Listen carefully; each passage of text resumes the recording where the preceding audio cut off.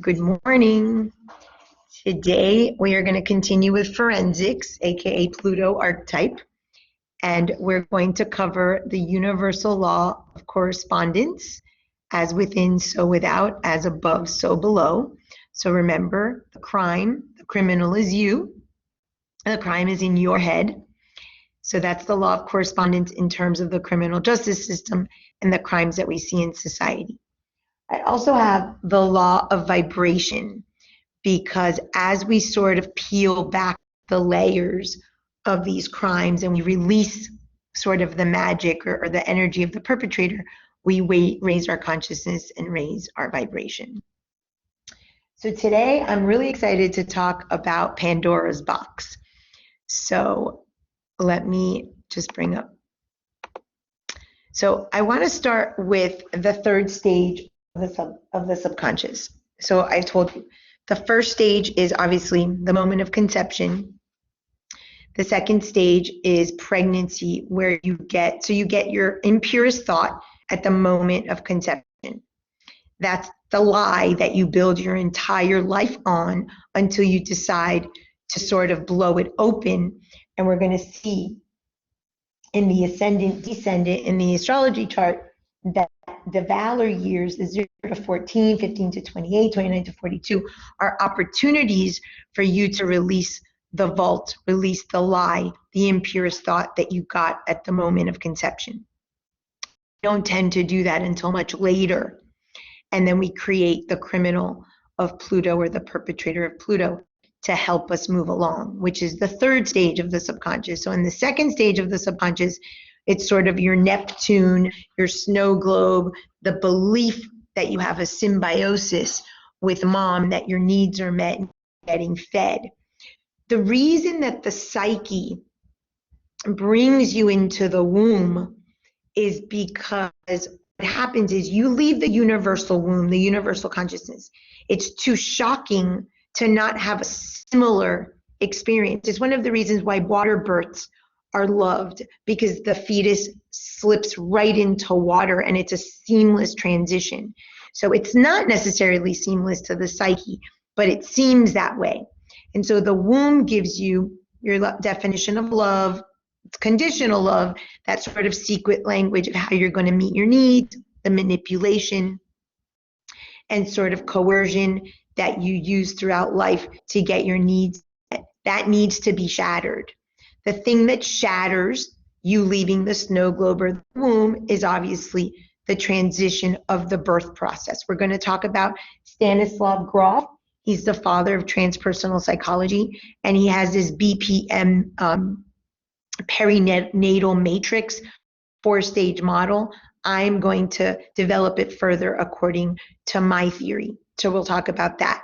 The main transition that we have, where you see conception, pregnancy, is birth. That's where the perpetrator is. We're going to look at the ascendant sign in astrology, and that's the answer. The answer is always in the transition, in the birth story, in the transition to your first sexual experience, and then again to your death.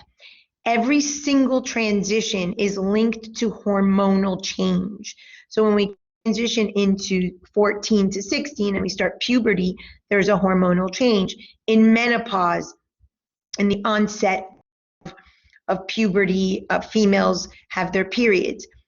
But when someone is sick, so to speak, or someone is trying to make a transition in their life that isn't sort of quote unquote along the lines of normal development, it will be the hormones that are affected. So you will know that if someone comes with some sort of hormonal issue, there is an attempt to leave the snow globe, there's an attempt to leave the womb and transition into the world. So hormones are physiologically one of the indicators we have from the psyche in the psychological and physiological homeostasis to let us know.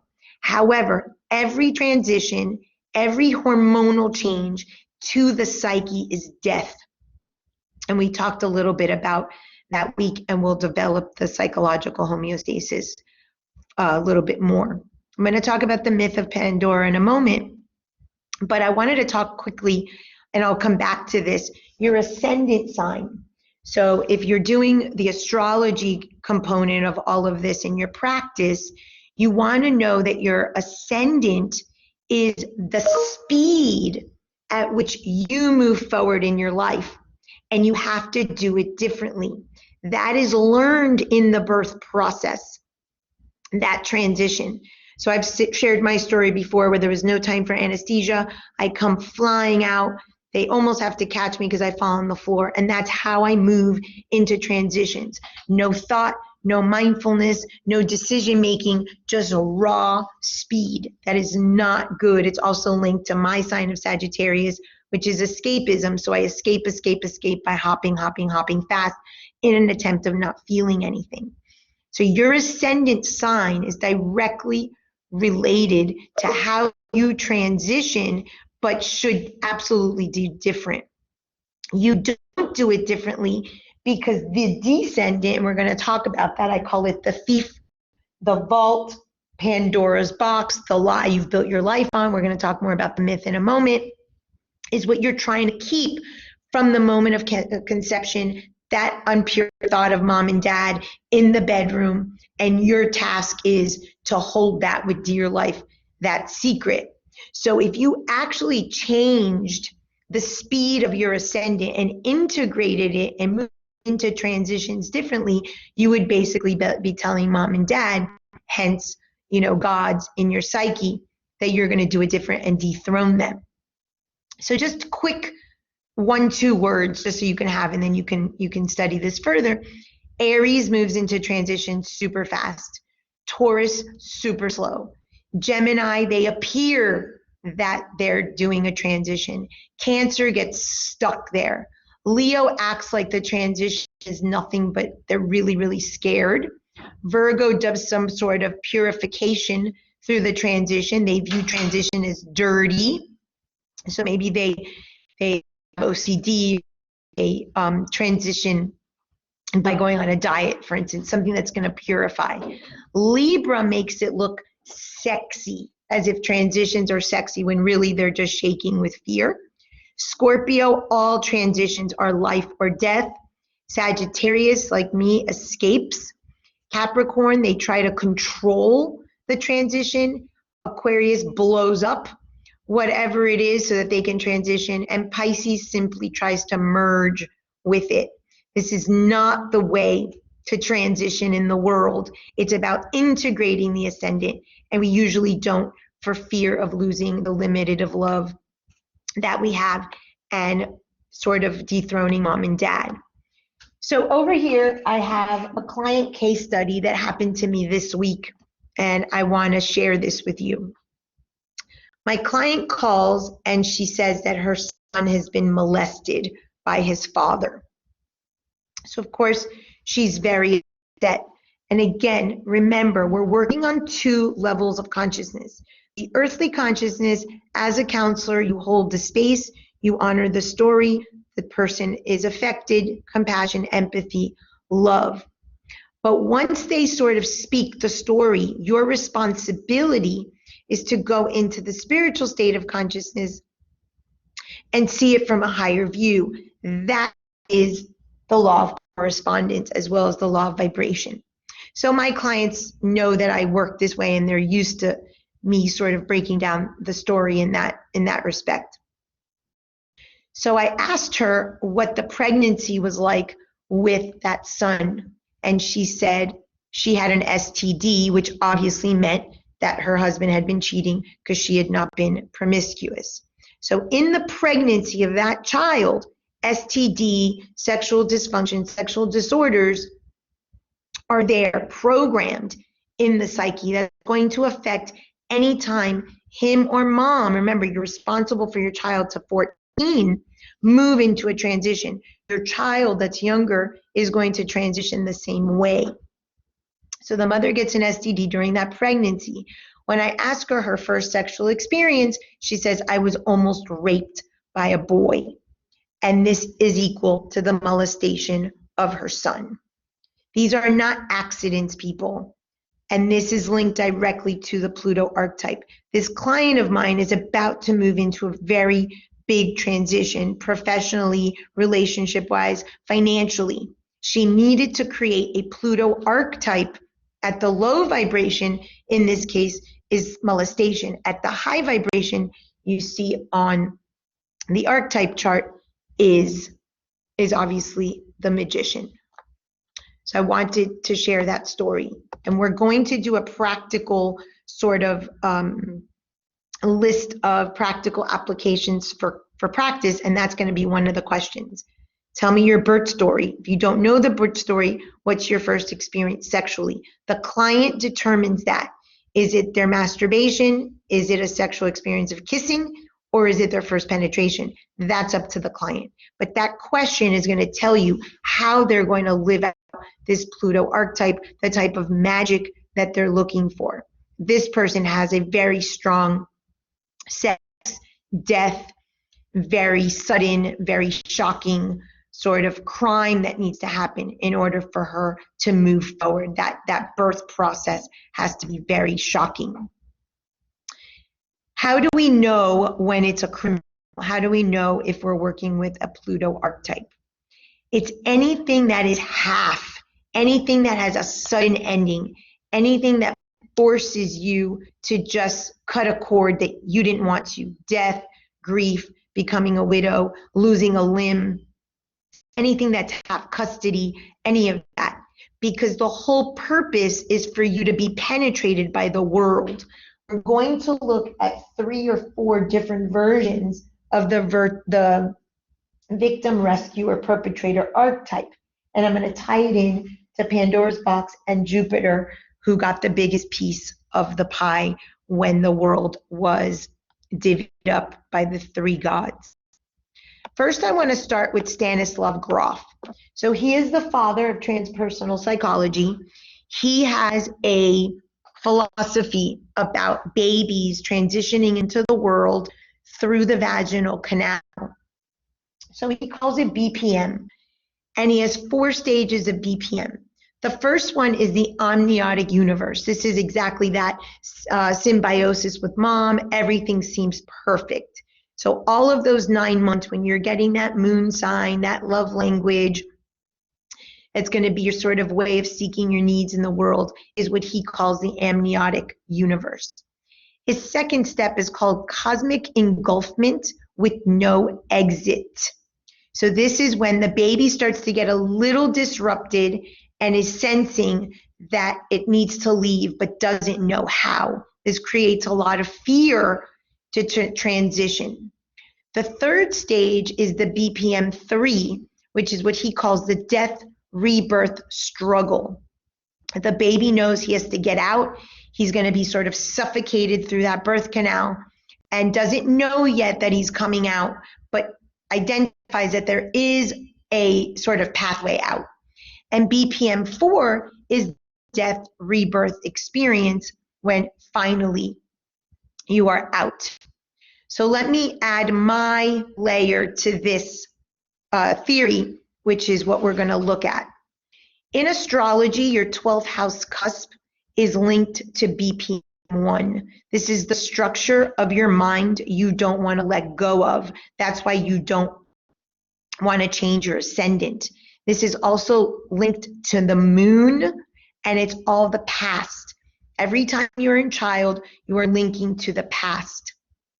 In BPM 2, this is the ascendant. So you dance around the ascendant and you act Sagittarius in my case, but you haven't really integrated because it's linked to the descendant and you having to dethrone mom and dad. And we don't do that in the cosmic engulfment, but we're starting the fear of transition. This is where hormone imbalances start. And in the psyche, it's linked to the fear of transitioning.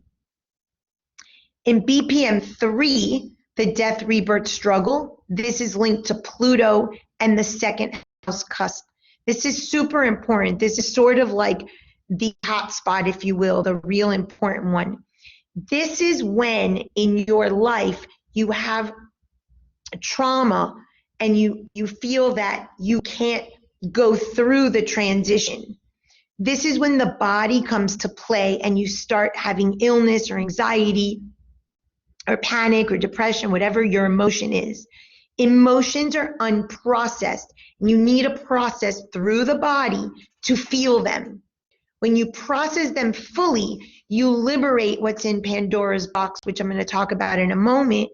And this is when you look at your values fully. You can actually eliminate a lot of Pluto pain, this death, rebirth struggle. Actually identify your two top values, define them in measurable terms. So if you look at the circle there, that's my symbol of the chart. I have ascendant and descendant.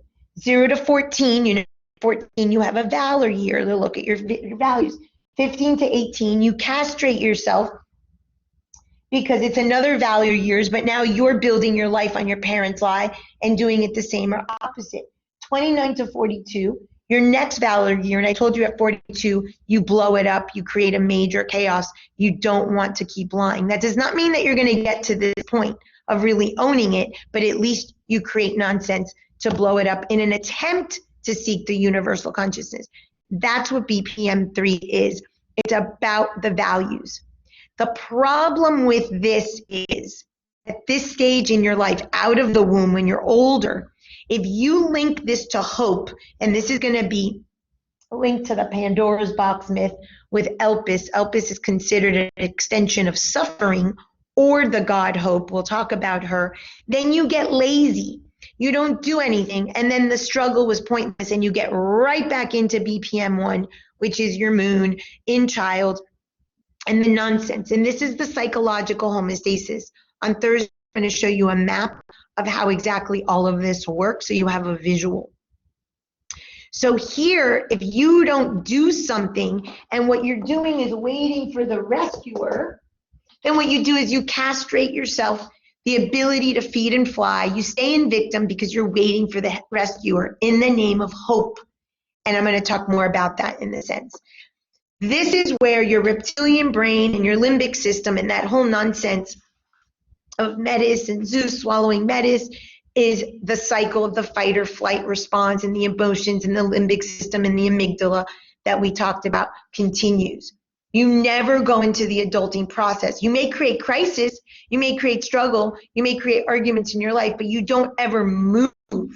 Only when you actually transition and push through and move, the Pluto can be there as the perpetrator. It does not mean that you're actually going to mean that you're going to be birthed.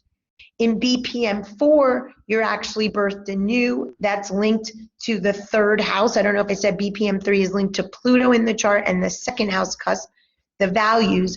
BPM4 is linked to the third house cusp and your sun sign. So at this point, third house thought, you've got new thought, you've got new belief system. Most people and most models of behavior change link the first three. It's an awareness, but there's never integration. So you just keep the cycle going of whatever your addiction or your poor habit is. You don't get to the transmutation of thought, so you never have a new belief system. You might have behavior change, but without the belief changing, you'll never have transmutation. So the ascendant, I have here your birth story. It's your perpetrator. Remember, the world was the perpetrator. It's always the answer. The soul needs to have a perpetrator so that it can achieve what it came to do. And the ascendant sign spin that I showed you earlier, told you about, is what the key is here. You are holding the secret that was given to you at the moment of conception. The impurest thought is the vault. The vault is linked to Pandora's box. I'll share that in a moment. That vault is lived out over here as what I call the quincux, which is a aspect in astrology, but it's basically Chiron, the wound. We talked about that in the 48 to 52, and it's your body. Thought and emotion and desire, what I call a TED Talk, a spiritual TED Talk. Thought, emotion, and desire. When you start noticing your TED Talk, negative TED Talk, and hopefully the spiritual TED Talk, which is to look at these three things, then you can start releasing the secret, and it all happens through the body. That's why we feel shaky or jittery when we're panicky, or we go into a depression and we cry, or God forbid you get a full-blown cancer or an illness like I did. It's because you needed to process a lot of those thoughts, those emotions, and those desires, and the body held it all and pushed it through. You live this out as a quincux. I'm going to tell you later what your thief is linked to your descendants. You have an idea, and your sign as well, so you can see how you live this out. So the vault is your body. You materialize that thought from the moment of conception into your body. Everything your body looks like, you don't like about it, you do like about it, is linked to that thought. Illness is no different. The body holds the secret. It's the loyal servant to the psyche. So if you ever look at yourself and look at how many scars you have, that tells you about the war zone that you're living in your psyche. Obviously, I have many scars on my breast area with all the surgery. That was the fight I was having with integrating my mother and my feminine. So the scars, good morning, the scars are there as an indicator to tell you about your secret, give you a map, a physical map of the psyche in your body. So you're living this out as the thief. The thief is the descendant. That's what Pandora's box holds. That was your secret contract to mom and dad.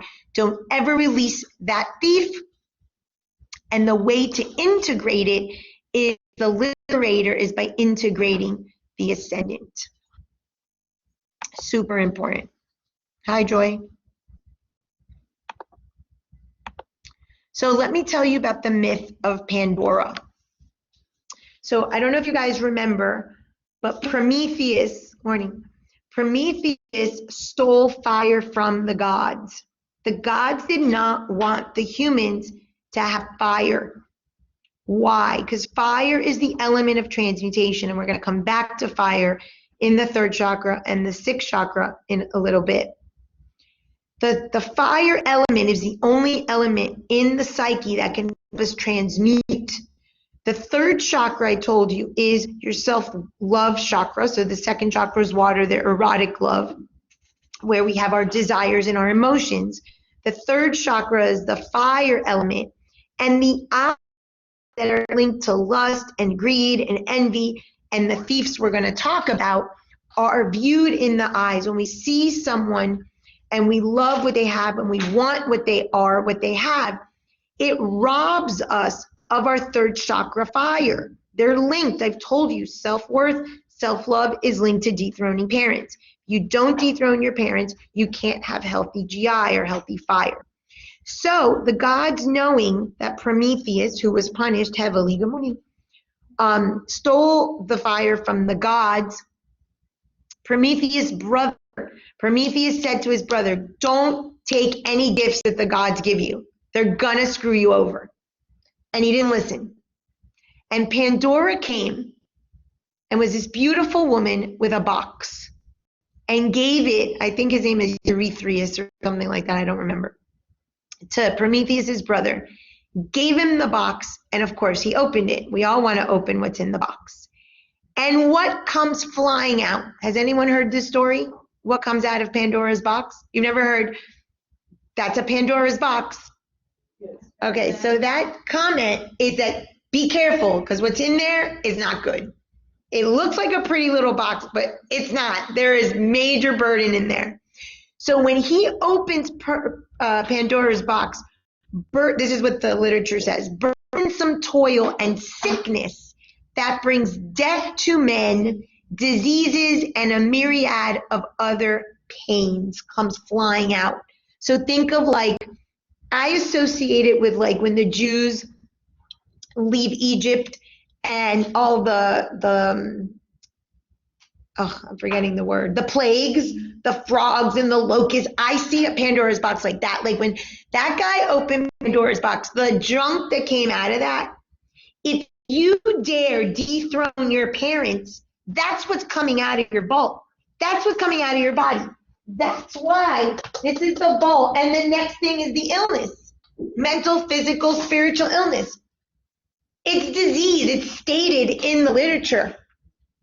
that it's just pain and disease and suffering.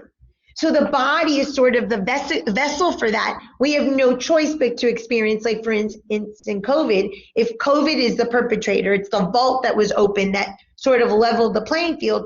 People died, got sick, mental illness, physical illness.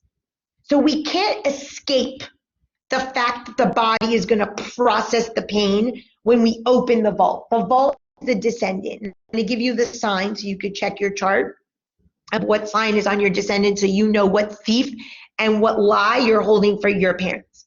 It's sort of like a shortcut. It's all of them, but there's one main one. So I know mine was deceit because of the Gemini. So I'm going to give those to you. So Pandora, at the bottom of the box, anyone knows at the bottom of the box, everything comes flying out, and humanity is now burdened with illness and sickness and pain.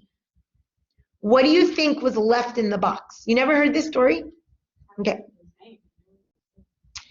What's left in the box, and I'm here to dethrone this today. Okay, I'm dethroning it all, people. Because the only one on the throne needs to be you. None of this nonsense. Mother, father, God, none of that. It's you. It's always been you. Hope. The last thing stuck in the bottom of the box, you've heard that, Maria, is hope. Does anybody want to guess the definition of hope?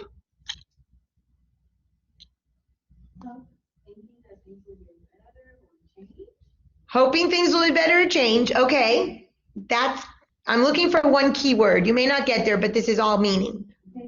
Faith. Okay, another word for this nonsense. It's expectation.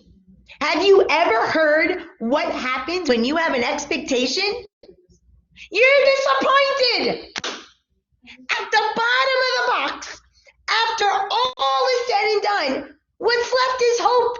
And people are like, I have hope and hope and hope and hope. Nonsense.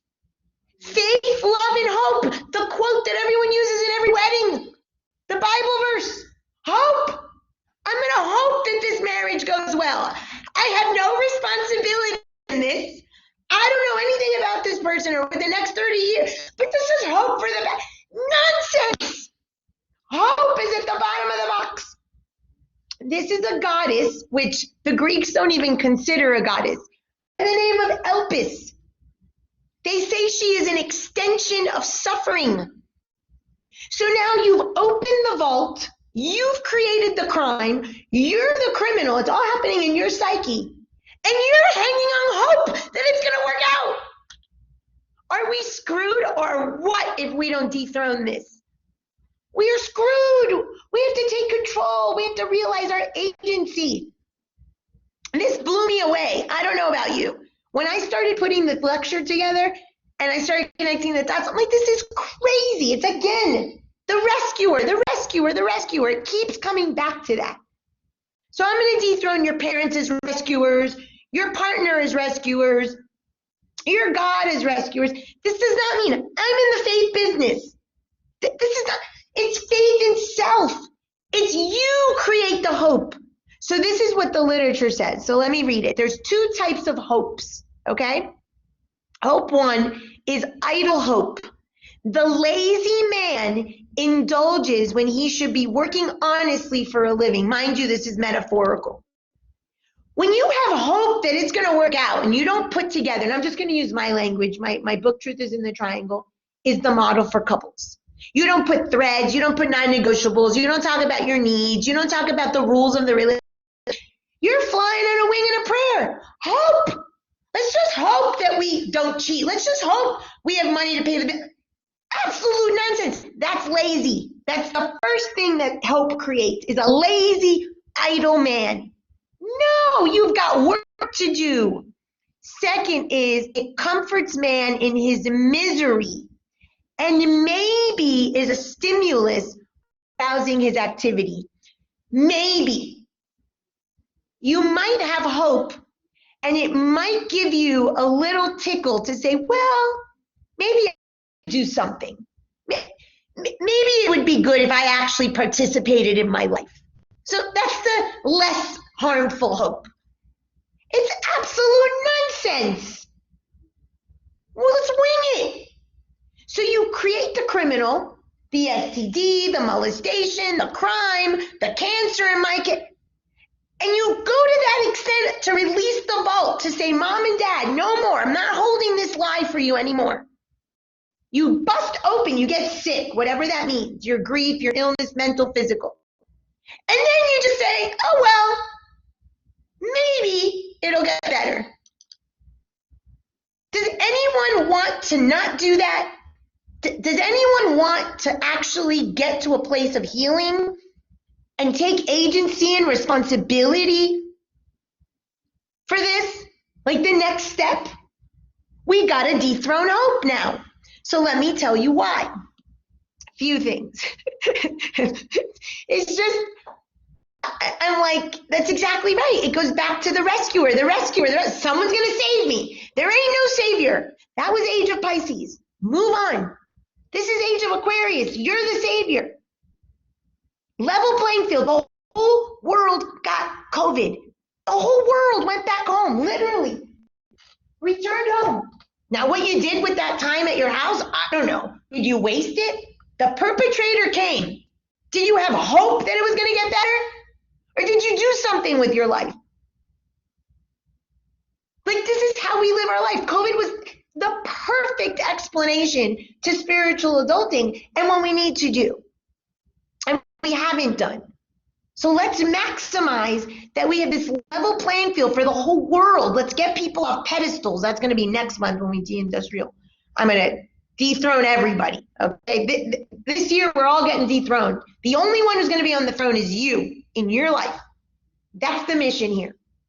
Okay, so hope is a feeling of expectation. We know we're all going to be disappointed. The goddess Elpis is an extension to suffering. And then check this out. In the Hesiod, when he writes the myths, he says, and I'm going to explain this, you can never, it is impossible to escape the mind of Zeus. Okay, so now this brings me to the next myth, and you know this myth. When Saturn is dethroned and Jupiter takes over, what happens? The whole world is split into 3 pieces. The number 3 is super important. Anytime a client says 3 or says something about 3, it's a thought. Remember, it goes back to the triangle. Truth is in the triangle. Everything's a triangle is 3. In my name, 3 people gathered. Jesus says that. He's talking about thoughts. Okay? Next time, I'm going to talk a little bit more about the thought and how the materializes in the body and stuff like that. But just keep that. So the world is now split into 3. Jupiter gets the biggest piece. Neptune gets the oceans, and Pluto gets the underworld. That's how we divide our life. So let me take this to our triangles over here. All 3, right? So here I have the victim, the rescuer, and the perpetrator. The perpetrator is always Pluto. In your birth story, it's the world, right? In your crime, it's the guy who crashed your car, stole your girlfriend, you know, God forbid, molested you, whatever your story is. It's very sad. Please, again, I am not minimizing the earthly story. I too was abused. I too was in a violent relationship. I too had cancer. I had perpetrators caused by me because I had no consciousness around it. It doesn't make the story for me or your client any less hurtful. And I'm never saying that. But we're living in both states of consciousness, and we have to remember we have to rise above the story and not say in this to our client, because then we don't help them. Okay? So the victim is Neptune always. Neptune is the symbol of the oceans. Neptune is the water of this world. We're all victims in this world. That's why he got that piece of the pie. The perpetrator got the underworld because it's always dark. It's the criminal. It's the jails. It's all the abusers and the stuff that we hate because we don't want to see it. And who gets the biggest piece of the pie in your psyche? The rescuer. Hope, Jesus, God, Buddha, the lottery, your mom, dad. You give the biggest piece of your pie in your psyche to a rescuer that's non-existent. So you create the criminal to wait for hope to maybe show up. And ain't no one showing up. And if you win the lottery, you created it because it's a law. It's a universal law. If you meet a guy who pays your bills, it's because you created that. Ain't no one coming to save you. You saved yourself. But we can't give ourselves credit because we're not allowed to. Because it's not the socially and culturally acceptable thing to do. Yesterday, 2 people said, Francis, you look radiant. I said, I know, right? Who says that? You know why I feel radiant? Because I feel radiant. Whether I look it or not is just a reflection of my inner space. It's because the diamond of my soul, I cleaned and cleaned and cleaned, what I'm calling a TED Talk. The diamond of your soul, your third chakra, that fire that's supposed to burn so bright, then burn through your eyes. People always say, if you look at someone's eyes, you can see their soul. The soul's the third chakra. It's that diamond that brightly shines. But imagine taking that diamond and dipping it into honey. Tell me how bright that diamond is going to shine if it's loaded in honey. Honey is the TED Talk. T is thought, E is emotion, D is desire. You need to have a TED Talk with yourself every damn moment so that you can take that honey off of your diamond. That's what we call personality in our field. Oh, it's my personality. No. It's your ego, it's your personality, it's layers of junk, thoughts, emotions, and desires that you don't want to look at so you can honor the story and keep Pandora's box locked. You open Pandora's box, all of a sudden that honey that's practically impossible to take off. Think of that. Think of honey on your diamond. Like, who can? The honey is low consciousness, the consciousness you got at the moment of conception when your parents said, hold my thought in your vault. Build your whole life around this lie. Shh. So when you start stripping away the ego and the personality and the thoughts and emotions and desires that don't serve you, your diamond shines bright. Then it comes through your eyes, and then the seed of the soul and the eyes to the soul and the nonsense we talk about. I told you the third chakra and the sixth chakra are connected. Your digestion is a reflection of it, all of it.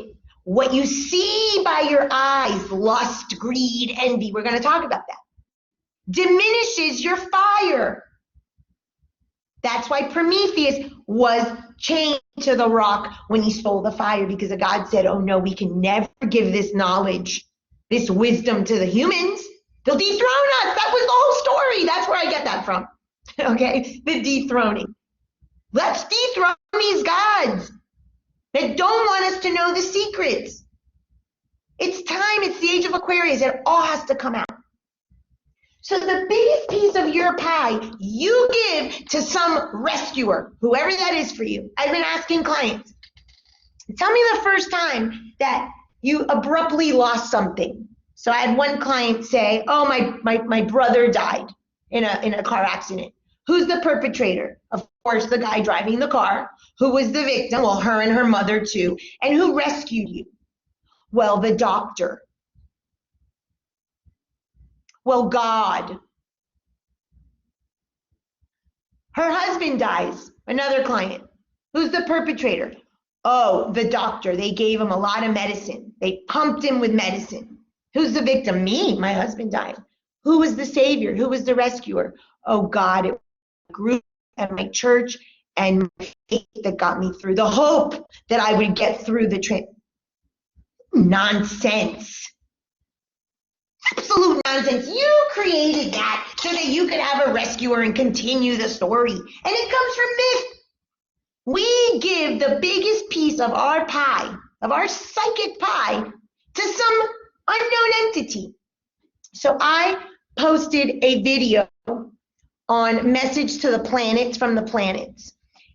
And one of the things that I'm trying to explain is human beings cannot understand the vastness of the universe. You just can't understand the magnitude of the universe. Therefore, you can't understand your vastness and your brilliance. Because the universe, and you know my symbol, is in you. This is the universe. This is the thought. This is the body. This is your soul. Your soul is the same as the universe. When the diamond is clean, it doesn't have the honey. It's the same energy as the universe. Some people call that spirit guides. Some people call that angels, whatever it is. It doesn't matter what you see it as. You give it a form because you can't understand that thing. We don't even know how many galaxies that is us and we are that. If we could catch a glimpse of that, we would stop this nonsense. We would realize, of course I'm brilliant. That's why I said, yeah, I know, I see it too. Because I feel that I have the TED Talk with myself every day. I'm wiping the honey, but I have a disclaimer there. And that's why the brilliance shows through. It's not that I am an egomaniac, but it's not that I'm an egomaniac. It's that I understand the spiritual world and these concepts and these teachings that every spiritual tradition is taught about. But I want to make a disclaimer is that spiritual TED Talk, you have to do that work. That's my 12 truths, spiritual path to a spiritual path. The first 3 are those 3, the TED Talk. If you don't have that TED Talk to yourself, your thoughts, emotions, desires, constantly, you'll never get to the brilliance of your diamond to then direct your soul's purpose in the right direction where it's meant to go. Your purpose is programmed in you. It's your low consciousness because you don't want to let go of that impure thought and you've built your whole life around it that's keeping you from your soul getting directed. I have people weekly. What's my purpose? What's my purpose? Let's have a spiritual TED Talk. I'll tell you what your purpose is. I don't need to tell you. You already know. But I am going to tell you a disclaimer. And I love this Jay-Z song, Dirt Off My Shoulder. You guys know that song? Okay. This is my sort of analogy for this. So I feel right now that my diamond is shining. Every single day, a little speck of something comes on it. I have thoughts. I have emotions. I have desires. I never leave the body till the day I die. The nonsense to think I have no ego or thoughts or emotions or desires would be silly. I would be beyond crazy. But it's like a little speck. So I go dirt off my shoulder like the song. That's the song I play when I get those disturbances. And I'm going to talk to you about the stages of illness that will let you get there so that you don't have to accumulate all these TED Talks, all these thoughts, emotions, and desires that weigh you down. So the 3 truths to any spiritual path have to be the spiritual TED Talk. So when Hesiod says it is impossible to escape the mind of Zeus, he's saying there is no way to stop seeking a rescuer. There's no way in your psyche that you can get out of God. And I talk to a lot of people and I'll be like, you feel you're being watched all the time? God knows when you masturbate. God knows when you steal the pen. Yeah, Francis, I feel like I'm getting watched all the time. We all feel like that. Why? I told you why. Because when you were little, mom and dad said, get the blanket, it's cold. Go to pee, you're going to need to pee on the road trip. Go drink water, you're thirsty. And you're like, how the hell do these people know everything? So you go into Mercury mode, lying. Because everything's a lie. The moment of conception, you were built on an impure thought. You hold the lie in your descendant. Every swing, every 14 years, you have an opportunity to blow it open. Those are your valor years. Look at your values. That's the key. You don't do it. At 42, you attempt. You attempt to. If you get stuck at crystals and pendulums, you're not doing anything. But it's the attempt to. So you go, I have to lie. God, mom and dad, because it's always mom and dad, live in my head. How the hell do I get them out of my head? You lie. They lie. Everyone lies. We're all wearing masks. Hence the symbolism of COVID. Not accidental that for a year and a half, all we've been talking about is masks, people. Come on. And I'm not talking about paper masks. Wear it, don't wear it, I don't care. We're talking about psychic, spiritual, psyche masks. So we start to lie. And we never stop lying. We never stop lying. And then we say, oh, I don't like so-and-so, he's betrayed me. Oh, this person's dishonest. Really?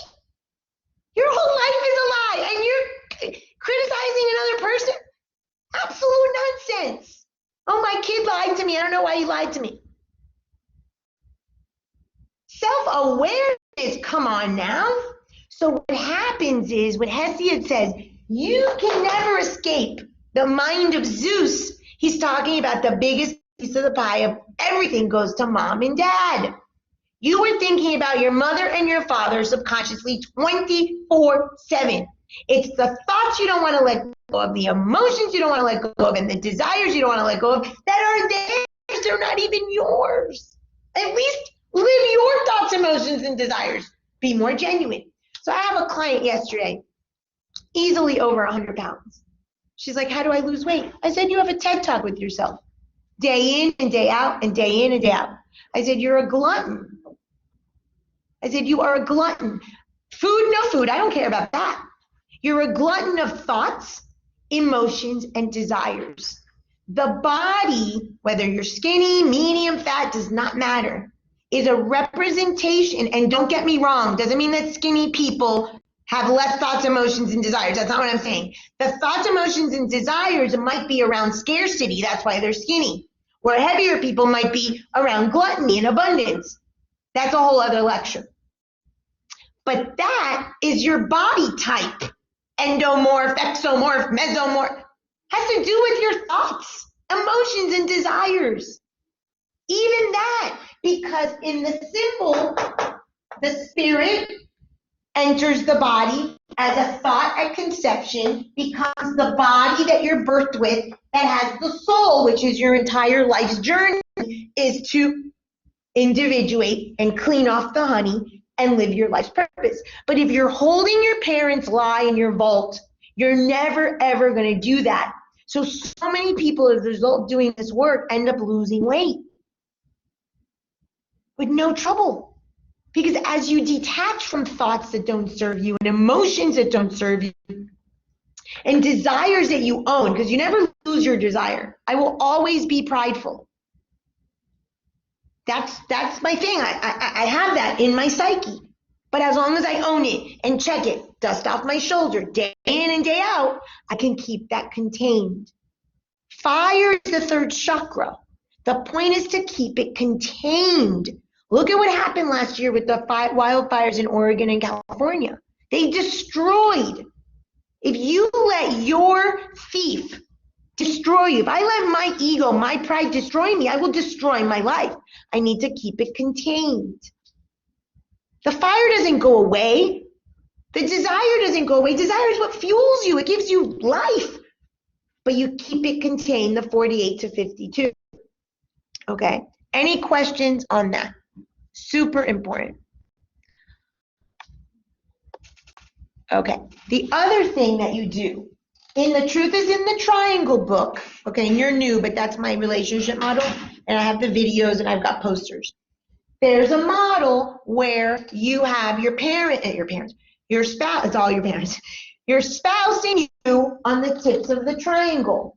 You, of course, are always the victim. Hello? He's always or she's always doing something to you. So the victim stays. And you have a perpetrator. Your partner in the model is supposed to rescue you. Nonsense. And we'll get to what the only reason that you need to be in relationship with is. For one need that you can't meet yourself. Every other need is your responsibility. This idea that your partner is going to rescue you. Again, it's the same thing. It's the Zeus. Zeus is sex. Zeus is money. Zeus is spirituality. Whatever your poison is, doesn't matter to me. You want your partner to rescue you. And I already went through that model. The shattering the snow globe and the anger and the covert and the overt power. I'm not going to repeat that. But I told you every relationship has a mistress. Why do you think every relationship has a mistress? It's the perpetrator. Doesn't matter if it's the alarm clock, if it's your husband's car, if it's your drug addiction, your shopping addiction, your food addiction, your child. Something is disrupting the balance, because you need a perpetrator.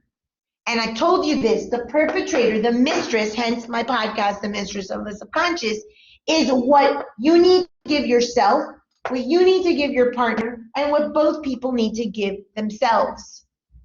So the same model, my theories, they don't change. It's the same concepts, just different words depending on the system.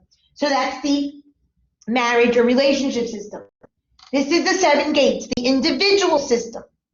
Mother and child or father and child. It depends on who's your wrong alliance. Your bad buckets are your shadow. Your perpetrator. You kick that parent out of your psyche, you think. And you dance around saying, I'm not like my mother, I'm not like my father, I'm nothing like my mother, I'm nothing like my father. Nonsense. You're 50% mother and father. The unintegrated parent is the one that's outside of the triangle in the 7 gates. It's the mistress in your marriage, and it's the perpetrator in your life. It doesn't change. It boils down to mom and dad, which really isn't mom and dad. It's your shadow, your bad bucket, your thieves that you don't want to look at, that you hold in the seventh house cusp, which is the descendant, which you build your whole life on. I talk to a person, and within 2 minutes, I already know what their lie is. It comes out in everything we say and do. We're really not that clever. Because if Zeus really is God, you can't escape the mind of God, like Hesiod says. It's you can't escape yourself, is what he means. Not that there's some higher being that's watching over you when you touch yourself. Who cares? Nonsense. So let me see what else I have. Okay. Oh, and then this is mother, father, and perpetrator. If you want to look at your astrology chart, look at your sun, your moon, and your Pluto, and you can see the triangle there too. Obviously, everybody's isn't going to be perfect triangle, but you can draw the triangle and see the relationship. So those are the roles that you're assigning to the victims in your life, the rescuers in your life, and the perpetrators in your life. It's a theme you create to try to, what I call, turn the triangle around and around and around, so that eventually it is mother, father, child, the way it should have been. But it was never like that for anybody. When the triangle is mother, father, child, healed, you've pulled away the honey from the diamond. It's you, and you've integrated both mom and dad. And guess what? You're on the throne. That's the whole purpose of all these perpetrators in your life, whether it's your spouse, the guy who stole your car, or the man that fired you. It's you, it's your shadow, it's your bad bucket, it's your descendant. Now let me explain something for those of you who like astrology. The ascendant and the descendant. When the sun is setting on the day of your birth, it's setting on the horizon of the descendant. Imagine 6, 7 p.m. Okay? There's no light because the sun is setting. That's why it's the shadow. That's why it's the secret. That's why it's the thief. That's why it's the lie. The ascendant is where the sun is coming out on the day of your birth, let's say 6, 7 a.m. There's light there. And I told you, the perpetrator, what? Brings it to la luz. We give a luz. It's only with light. And next week we'll talk about the Hydra. When Hercules defeats the Hydra, he has to bring it to the light. If you do not bring your descendant, your shadow, your lie, your vault, your Pandora's box, your rescuer, your victim, all your nonsense, light, you are lying. And your life will continue to be the nonsense that it is. So let me tell you a couple things. One particular thing I think I didn't emphasize, and I really want to emphasize. In Stanislav's Grof model, and I told you my steps to the model, step 3 is the death rebirth struggle. This is where you look at your values. In these swings of 0 to 14, 15 to 28, in your valor years, if you actually look at your values, remember, your values don't shift that much different from your mom and your dad. It's the same value system. You just do a higher vibration of it. And that's the whole puzzle of the lifetime. But we don't do that. And every time I ask clients, what are your top 2 values? And it can't be family. People scream out integrity, honesty, spirituality, whatever it is. Then the clincher. How do you define it in measurable terms? Nobody wants to hold themselves accountable, because the moment that you hold yourself accountable, you understand that you are the savior you've been looking for, that you're the perpetrator because you don't sit down and write your values and lay them out into measurable terms, and your whole story blows up. Your entire life's a lie, and you got to confront it. People struggle with this. Your top 2 values, and it can't be family. It can't be family because family is the low vibration, the honey. It keeps you covered in gook. Love your family, go home and visit, go home for Thanksgiving, call your mother once a week. And that's it, people. This enmeshment nonsense is ridiculous. These are souls you have 8 lifetimes with. 8 lifetimes, you're never going to see them again. Move on. Move on. This obsession that we have. Like Bert Hellinger says, your parents gave you life and that was enough. They gave you a body, they gave you thoughts, they gave you values, and they gave you consciousness level. That's all you need in a lifetime to go do your work. And I tell clients, if I'm your OBGYN, and you birth a baby, and I give you a ball of energy and say, here, Maria, this is your baby. What would you tell me? A ball of energy, that's all I'm giving you. I said, this is your baby. What are you going to do with it? You're looking at me funny. Something's missing in the story, right? What's missing? Do I give you a ball of energy when you have birth? No, I give you a body. We want a body. So that's what we're attached to. Our mother's body, our father's body, our husband's body. Law of vibration.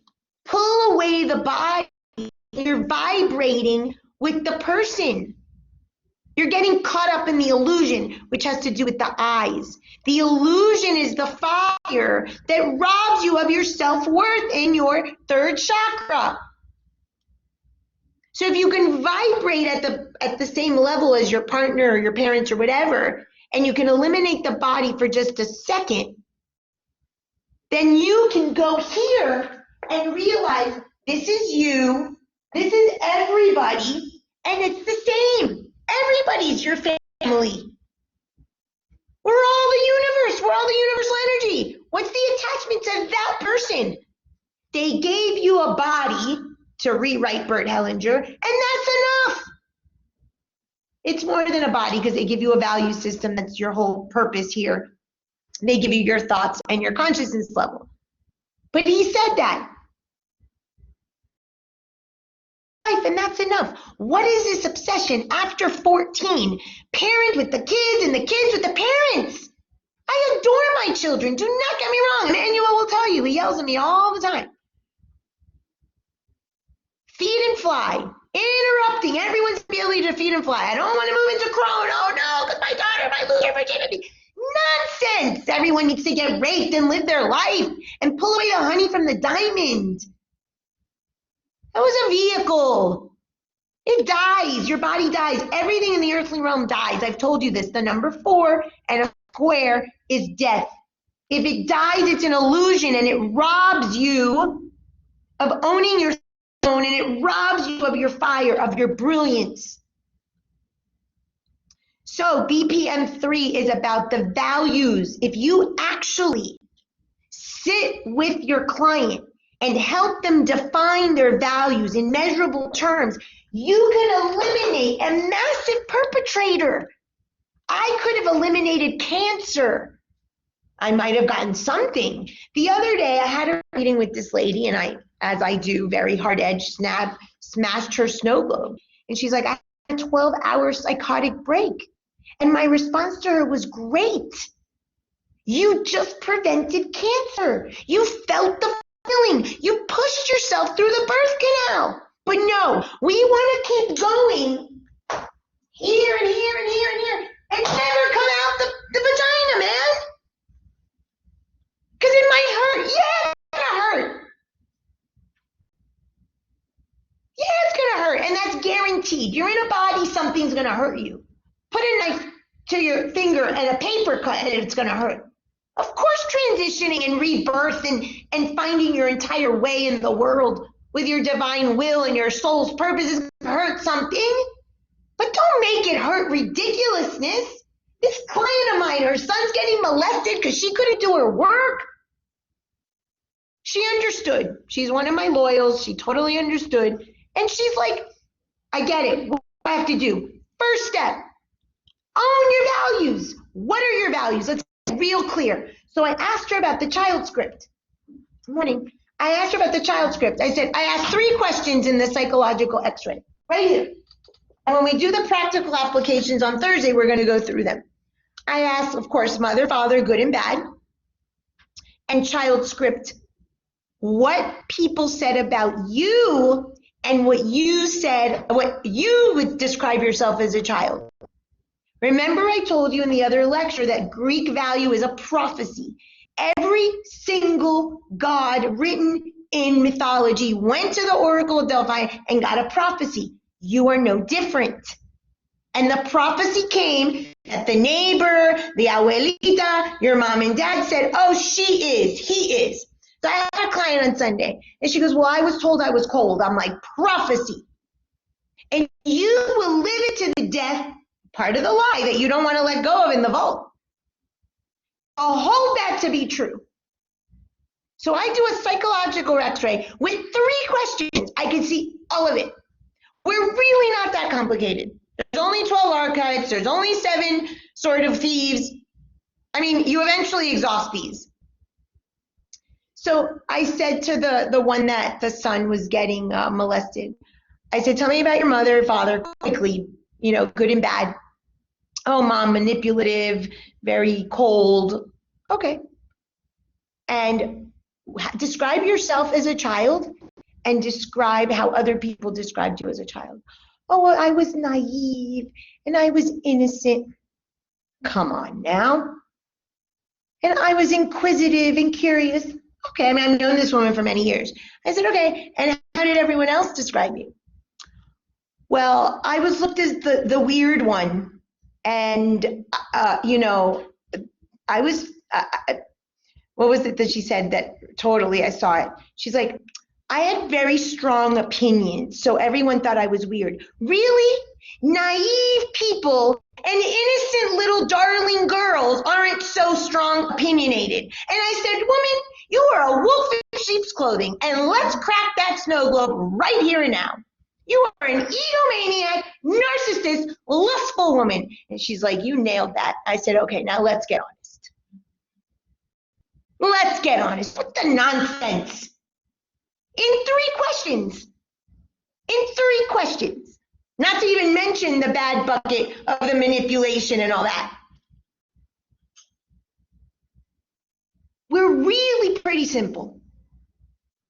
The thing is that we got our little friend over here called deceit or crookedness. You're going to see that when I give you the thieves and the signs, and then you'll be able to look on your chart and see what your descendant is. That plays psychological musical chairs. Okay, so I have this other client. I give her a reading, and I think I might have told you guys about her. She's all going to like spiritual retreats and everything, spiritual retreats and spiritual retreats. Nonsense. Like, you're lustful. I'm like, you're all material. We're supposed to be 50% spirit, 50% matter. And she's been in the spiritual world, so to speak, for many, many years. I've known this person for many years. And she's like, oh, and this and that. Her marriage is a mess. Her kids are a mess. And I'm like, you're lying. So she accepts it. I told you she had that 12-hour sort of crisis. I go, great, you avoided cancer. Comes back a couple days later and gives me like a 10-minute dissertation on why she should go on this spiritual retreat. And I'm like, psychological musical chairs. All you do is rearrange the characters. I told you there's only 12 characters in your life. There's only 12. Always, in a movie, in your life, in a TV show. That's it. That's all you get. 12. That's where the disciples come in. You rearrange them in every shape or form. And then you say that they're all different. No, they're really not that original. So the psychological musical chairs is, oh, I have to do this because and my response to her was, you're doing psychological musical chairs because the only way to get out of the mind of Zeus, is to lie, is to sneak. So we've got two options. Most of our life we spend with the psychological musical chairs, switching out boyfriends and girlfriends and jobs, like if they're not all vibrating at the same thing. Your vibration hasn't changed. You're smothered in honey. Change your job 10 times and your partner 5. It's the same person. Strip away the body and the energy ball is the same vibration, my friend. You're playing musical chairs because you're trying to get away from Zeus's mind. Did you? No. That's where the perpetrator comes in. What I'm doing isn't working, so now let me do a big crisis. Let me push myself through that birth canal. That's when I usually get people, and I'm like, what? You want to be pushed through? Let's speed this up. 2-minute delivery, my friend. There's no time for this. So when people come to you like this, you get them to write their values. Definable and measurable. They won't do it. Why? Which character in the story do you think? That's why religious wars are so silly. Because if you strip back the costumes and the location and the names of the characters, they're all the 12. Every philosophy has the same 12. Nonsense. The reason you won't do it and really sit, and trust me, I talk about this in every one of my lectures, every one of my workshops, every one of my sessions. What are your 2 top values? Define, can't be family, define them and make them measurable. You think anyone comes back and does it? Not a living soul. Because then you hold yourself accountable. Then you get out of victim because you realize you're the perpetrator. Your life is a lie, you're not honest, you have no integrity, and the values you say you live on, you've never a day in your life honored those values. You're honoring your parents' values. In the valor years, the situation shows up to tell you, stop the nonsense.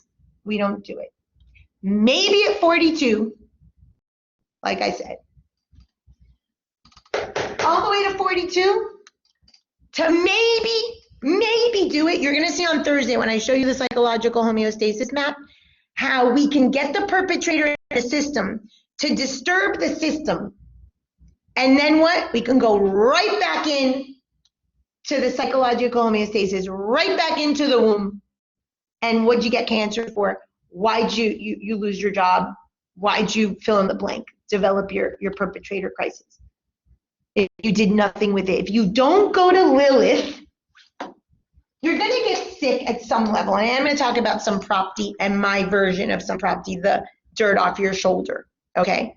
You're going to process the emotion to a feeling if you do the work at some level through the body. The body is the only vehicle. So here's the thought materialized into the square that's the body.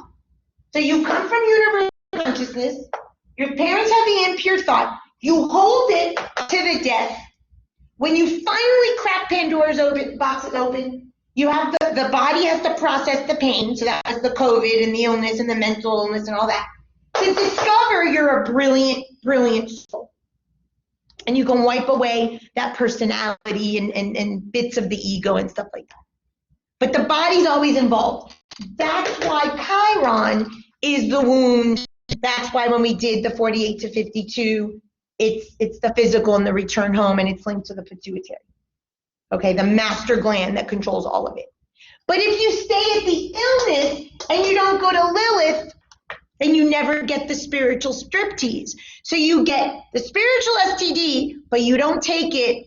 I mean, the spiritual TED Talk, the spiritual STD, when you start saying, thinking, and doing, when you're the brilliant, diamond, but you don't finish the job and go to the striptease. So let me share the thieves with you, which are the striptease. And then I want to talk to you about illness, because on Thursday, we're going to continue how physical homeostasis helps, but psychological homeostasis hurts. One moment.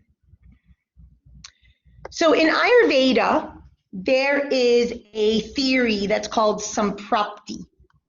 And samprapti is the 6 stages of illness. And Ayurveda is kind of fascinating because Ayurveda is mind, body, spirit philosophy. It's not just physical.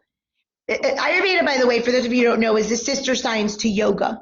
So yoga, the asanas, the breathwork, meditation, all that stuff. You go to an Ayurvedic practitioner that gives you herbs and food for what's called your doshas, your body types, your elements, and so forth. You also, and we talked about that in the koshas, you weren't in that class yet, Maria. We talk about the elements. Remember I said you speak for the air signs and things like that. Remember that? Well, samprapti in Ayurveda is the 6 stages of illness. We don't have that in the Western world. In the Western world, you get diagnosed around 5th or 6th stage.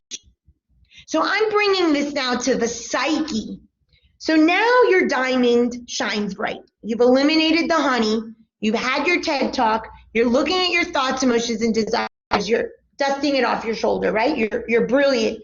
You have a soul's purpose. You're directed will. You know where you're headed. Every day you're going to get splattered. Every day you're going to have a thought creep up, an emotion that needs to be processed, and a desire that you have to look at. Inevitably, that's the rest of your life. My 12 truths to a spiritual path, truth 1 and truth 6 are right here. You have to do every day. I'll give you a quickie summary for those of you who are new. Truth 1 is linked to the mares, where Hercules has to collect the mares, and Abderus gets trampled, and he has to collect them again. He failed at the labor the first time. Every single day, the mares represent the thought. We've got to reel in our thoughts. We can never get away from that till our last breath. So that's the TED Talk. The second one, which is the 6th labor, or the 6th truth of the path, is the truth of purification. And I told you that we try to purify falsely. Man cleanse, laxatives, cleaning the house, the nonsense of purification to clean the impure thought, because we never really want to look at it. Save your $10 juice and your vegan food. Don't bother going a whole paycheck. Eat McDonald's nuggets, because if you're not cleaning your thoughts, your emotions, and your desires and making that brilliant soul, that brilliant diamond, pulled away with the honey, the $10 juice is doing nothing. When you get to step 6, truth 6 of the path, then you start a balanced exercise and eating plan, because now the vehicle needs to be purified to hold the soul. Only then. And that you have to do every day. That's your desires and your emotions. So that TED Talk is for the rest of your life. So that's why Chiron, the body and the mind, the triangle and the square, keep you from the inner circle, which is the diamond, which keeps you connected to the universal consciousness. And you think that the toxic womb and your poor coping skill is the universal consciousness. Absolute nonsense. But that's what we do in the psychological homeostasis. So the stages of sapti, let me read the Ayurvedic ones in English. Accumulation, aggravation, spread, localization, manifestation, and then destruction of tissue. In the Western world, we don't diagnose until there's a manifestation. Oh, you have a lump, or it's spread to other tissues, let's say like in metastasis. And this is for all illnesses. This is not just cancer. My proposition is, let's pull away the honey from the diamond. Let's do the TED Talk daily, continuously. Let's process our thoughts, our emotions, our desires, dust off our shoulder, eat decent, exercise. That's sort of the beginning. That's only step truth 6. You still have 7 to 12. But if you get here, you're in the individuation process, you have a purpose. Then when you have a slight disturbance, someone says something to you and it affects you, all you have to do is go to first stage of some prompting. It's an accumulation. It's like a little nudge that says, "Ooh, what was that about? Let me go process that. Oh, that's not mine, that's that person. Dust off my shoulder. Go on with my brilliant diamond." But we don't do that. We accumulate and we aggravate and we spread and we localize and we manifest until we destroy with our perpetrator. Then we call it cancer, then we call it firing, then we call it a mistress. Nonsense. Diagnose yourself with your daily TED Talk and just stay at accumulation. You're always going to have to purify your body, your thoughts, and your emotions. That's inevitable. Those 2 myths failed. He failed at both of those 2 myths. In myth 6, in the truth of the spirit path 6, he failed because he killed Hippolyte. He didn't listen to her, and he killed her, and he took the girdle. We fail at those all the time. That's the mind and body. In order to get to the spirit, which is the outer circle, which is what everyone wants. Francis, teach me to do what you do. Francis, I want to talk to my spirit guides. Francis, the archangels. Well, you got to do the mind and body purification if you want to have good guidance. Your guidance, your intuition is only as good as your impurest thought. So if you're lying your way through life and you're holding the vault and your Pandora's box hasn't opened and you haven't been led to a spiritual striptease, you can have intuition. It's absolute nonsense. It's bad. Okay? So let me tell you, according to your descendant, for those of you who want astrology, your descendant is a cusp of the 7th house. It's opposite your ascendant. Okay?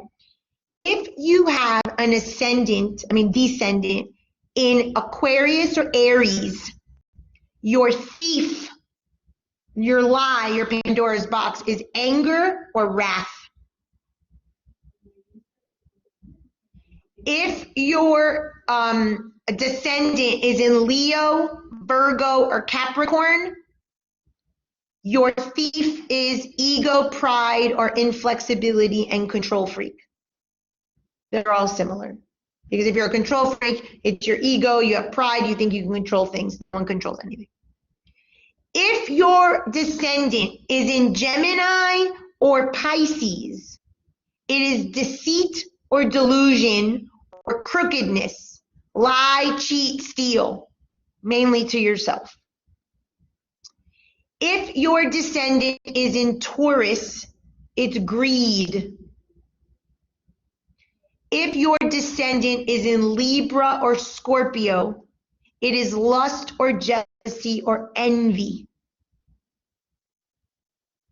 Remember, those go through the eyes. They all rob you of your 3rd chakra, but those specifically, when the girl said to me the other day, I asked her a question, she was, "Oh, looking," and I heard looking, I'm like, "Oh, lust." The minute you hear the word identified, you can identify it. And if your descendant is in Cancer or Sagittarius, it's attachment, gluttony, or sloth. Those are the thieves, are known as the deadly sins, the cardinal vices, the repus in all the traditions. I'm just using the thief because the perpetrator, the crime, considered the crime, not the criminal. So I want to talk to you a little bit about the quincux, which I told you is how the body lives out the lie. Okay, and then you can check this in your chart. It's linked to your sun. All you need to know is your sun sign. So there's this very funny clip. I'm sure I'm dating myself with this, but that is of The Great Pumpkin, Charlie Brown. Anyone know that? Okay, thanks, Stacy, because you're young. The Great Pumpkin, Charlie Brown, is kind of a spoof on Santa Claus. And Linus is convinced that there's a great pumpkin who is going to see the beauty and humility of his pumpkin patch and come and bring him candy and gifts. Well, Santa Claus, my dear, but Charles Schulz made a great pumpkin, and it's hysterical. At the ending scene, Sally decides to not go trick-or-treating with the rest of the gang, but to sit with Linus because she's got a crush on him and be with him. Snoopy's shadow comes out of the pumpkin patch. Linus faints, thinking, oh my God, it's the Great Pumpkin. And he wakes up and he's like, did he come? Did he leave me toys and candy or whatever? Did he think that this was the most humble, beautiful patch ever? And what does Sally scream? I've been robbed! I love that. You have been robbed.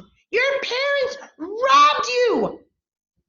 They robbed you and you're pissed.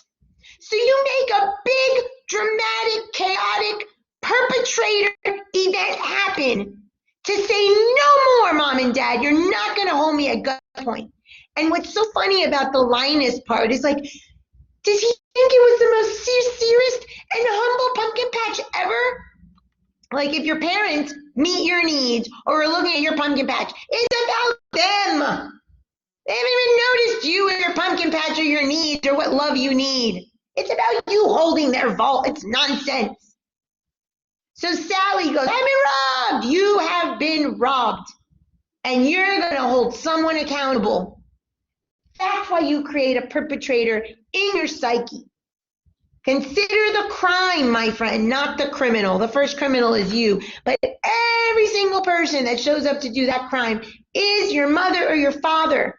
You're pissed. You are pissed.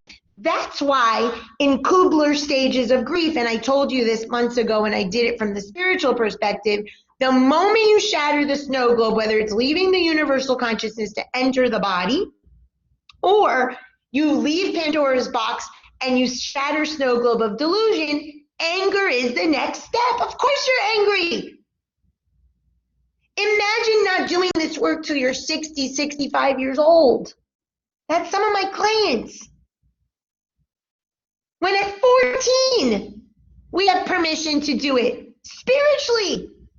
But your parents kept you from feeding and flying. You wanted a rescuer. You wanted to be a victim. You wanted a lazy. You wanted Elvis. You wanted hope. And then all of you feed each other with that honey and that low consciousness.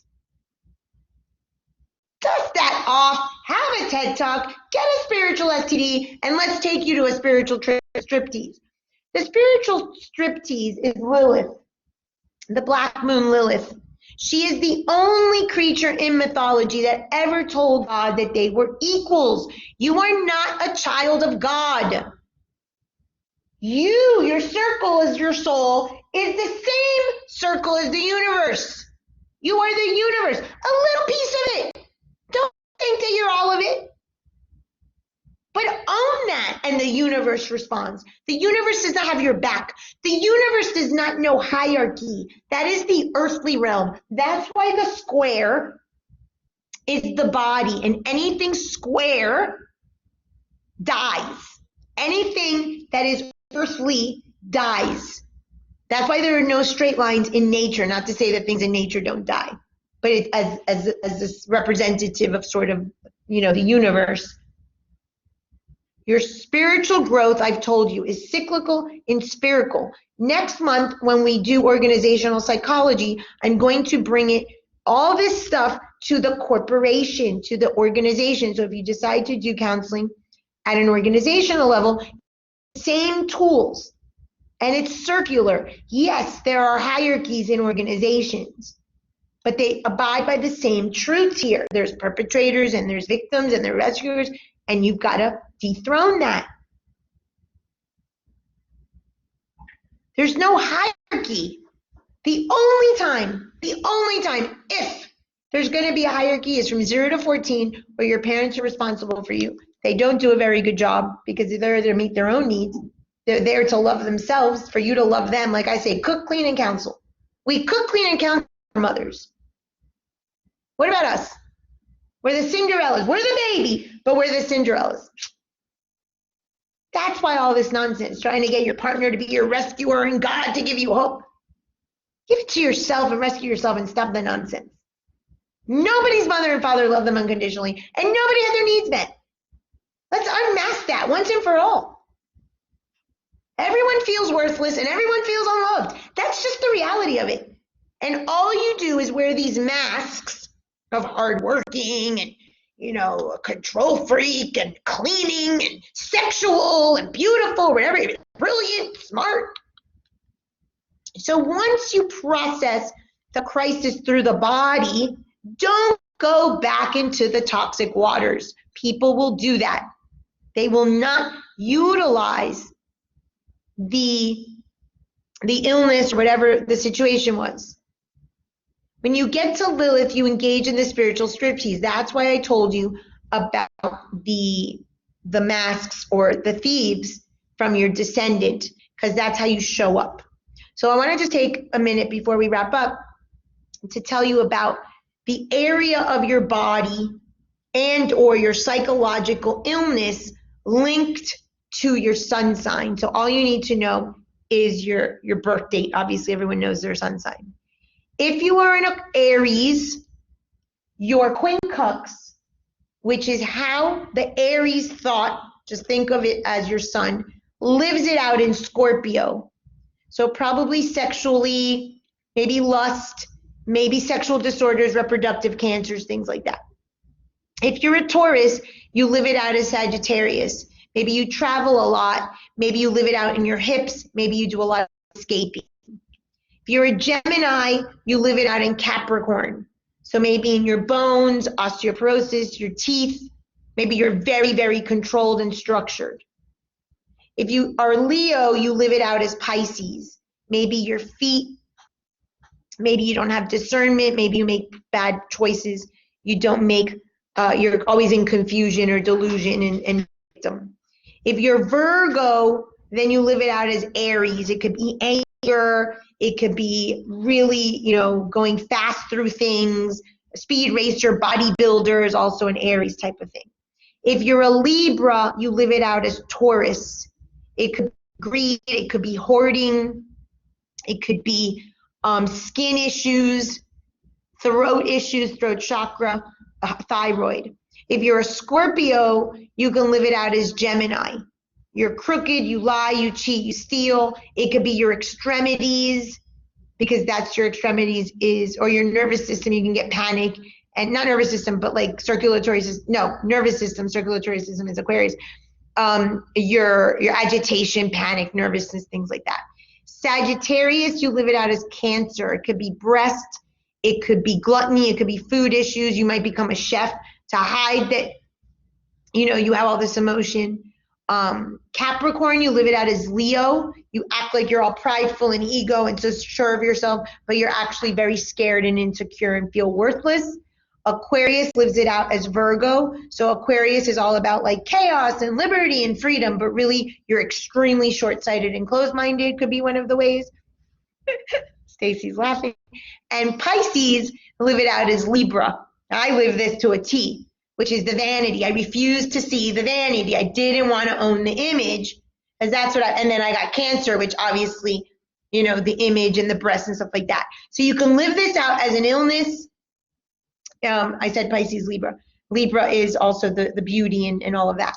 You can live it out as an illness. You can live it out as a mask. You can live it out as a job that you seek. It could be a defense mechanism. There's many ways to live this out. Usually it's through the body. In astrology, what's called quincux is the sun sign is lived through the body as illness or major. I, of course, like I do everything dramatically, got, Cancer for 5 years in order to get to the point that I had to own my mother's bad bucket of image and vanity. So it's a circumambulatory, is that the word? Circumambulatory sort of undirected way, if you will, to try to defeat the mind of Zeus. The body is partly the excuse. That's one of missions is, let's just get a little dust on our diamond. Let's just get a little disturbance of physical and emotional and thought. Why do we have to have a full-blown illness that might kill us? All because we don't want to own a bad bucket item, release a lie from Pandora's box, own our thieves, and have a spiritual striptease with our thieves.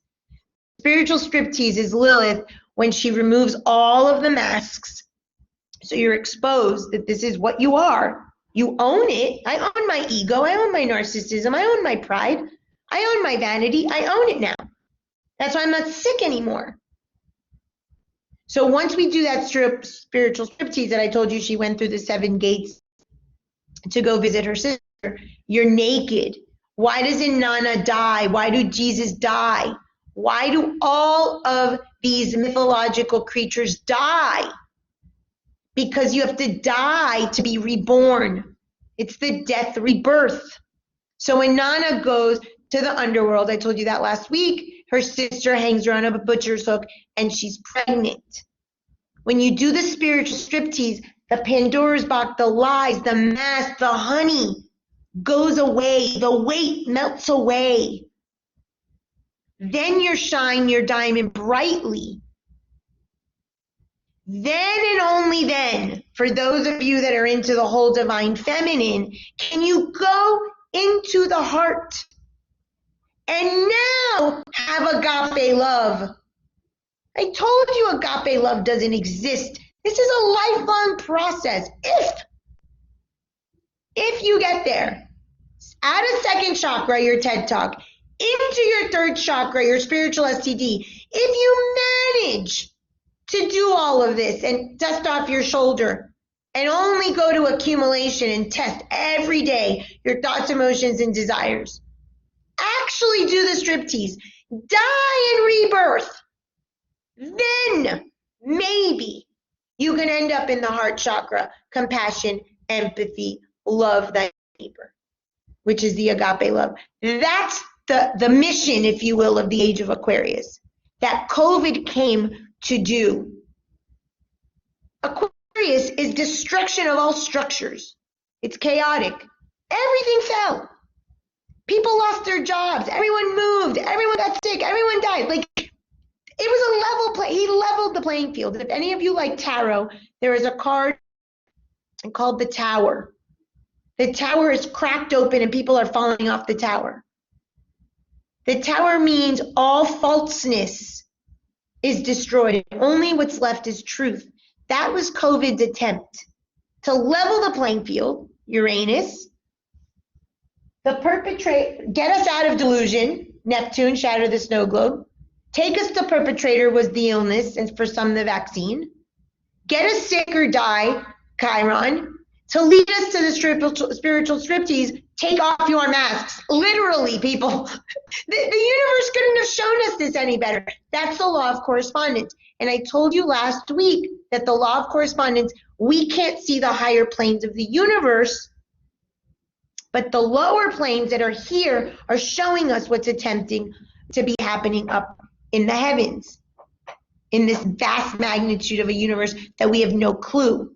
So that COVID was the start of Age of Aquarius to lead us in 2100 years. I don't think I'm going to be around. Then all of us actually live from the heart space. That's the divine feminine. But I'll tell you one thing. The symbol for the feminine is and will always be this. Spirit, matter. Fourth, second. Balancing the third. It ain't changing.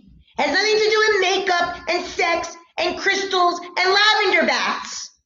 It's spiritual work. Looking at your TED Talk, owning your spiritual SD, and balancing that with agape love from your heart and being a container for thy neighbor. Not rescuing them nonsense. And you do this from your kitchen table. You change your life and you take your honey off from your kitchen table with your 48 to 52. That's step 7, but I'm done with my nonsense today. Let me just check my notes, make sure I covered everything I wanted to cover. Any questions? Oh, I just want to say one thing because I've said this before and it ties in with this.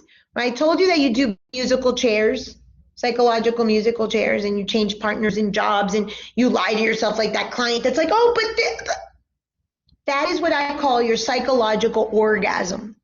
That gets you off.